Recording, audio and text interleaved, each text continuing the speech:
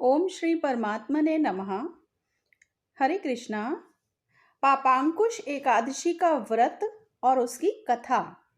आश्विन मास के शुक्ल पक्ष में आने वाली पापांकुश एकादशी का महात्म ब्रह्म वैवर्त पुराण में श्री कृष्ण और महाराज युधिष्ठिर के संवादों में वर्णन हुआ है।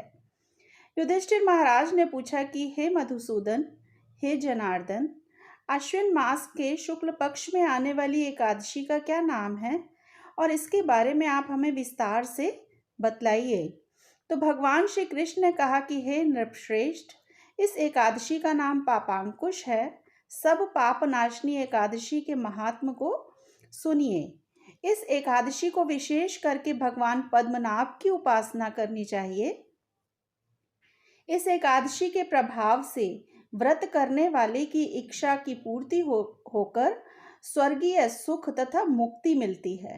भगवान विष्णु के केवल नाम स्मरण से विश्व के सभी तीर्थों के भ्रमण का फल प्राप्त होता है और अज्ञानवश पाप कर्मों में लिप्त मनुष्य भी अगर भगवान हरि के चरणों का आश्रय लेके उन्हें प्रणाम करने से उसके नरक का मार्ग बंद हो जाता है। जो वैष्णव शिव जी के प्रति अपराध करते हैं तथा जो शैव विष्णु के प्रति अपराध करते हैं, वे दोनों भी नरक में जाते हैं।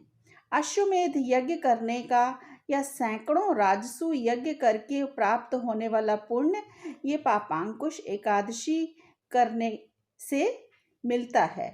इस एकादशी व्रत के पालन से प्राप्त होने वाला पुण्य और कोई सा भी नहीं है, इसलिए यह एकादशी भगवान विष्णु को सबसे प्रिय है। हे राजन, जब व्यक्ति एकादशी का व्रत नहीं करता तब से पाप पुरुष उसके शरीर में वास करता है। इस व्रत के पालन से व्यक्ति को स्वर्गीय सुख, संपत्ति, सुंदर स्त्री और धन प्राप्त होता है। जो इस एकादशी का पालन करके रात भर जागरण करता है, उसे निश्चित ही वैकुंठ की प्राप्ति होती है। भगवान श्री कृष्ण ने कहा कि हे राजन, इस एकादशी के पालन से व्यक्ति अपने पिता का, माता का तथा पत्नी के 10 पीढ़ियों का उद्धार करता है।